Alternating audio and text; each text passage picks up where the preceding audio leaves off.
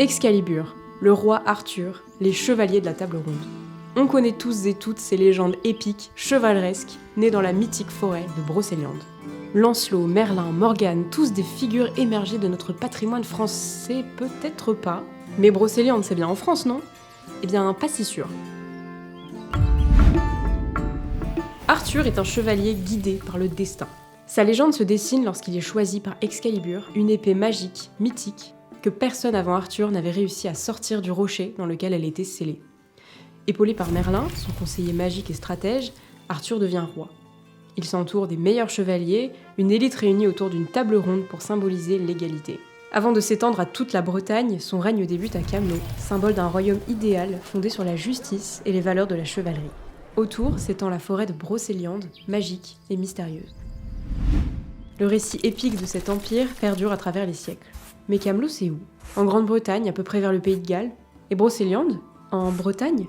Pour comprendre cette confusion, il faut remonter le temps. En Grande-Bretagne, au XIIe siècle, Henri II d'Angleterre souhaite asseoir sa domination sur les duchés de Normandie et de Bretagne.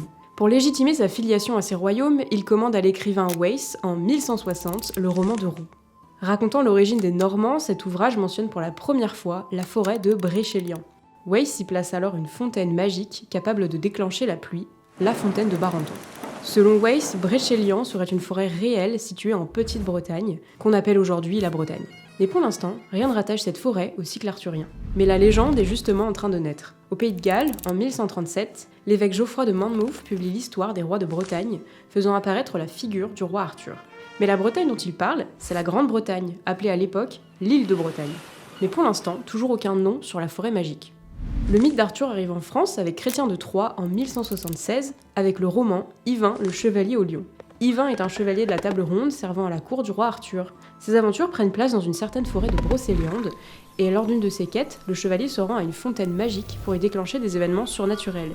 Cette fontaine serait la même que celle décrite par Wace dans le roman de Roux, la fontaine de Barenton. On associe alors la Bréchéliande de Wace à la Brocéliande de Chrétien de Troyes. Mais si on place désormais Brocéliande en territoire français, comment expliquer que la forêt de Paimpont, en Ille-et-Vilaine, rien à voir avec les pompiers, soit devenue la mythique forêt de Brocéliande ? Au XVIIIe siècle, on redécouvre les légendes arthuriennes tombées dans l'oubli. On veut alors placer les lieux mythiques du royaume d'Arthur. D'abord, pour situer la forêt, on remonte les sources jusqu'à la Bréchéliande de Wace, placée en Bretagne.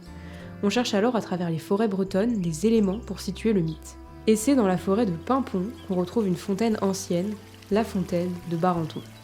Pour parfaire le mythe, cette forêt abrite aussi des mégalithes, des roches de schiste rouge aux formes intrigantes.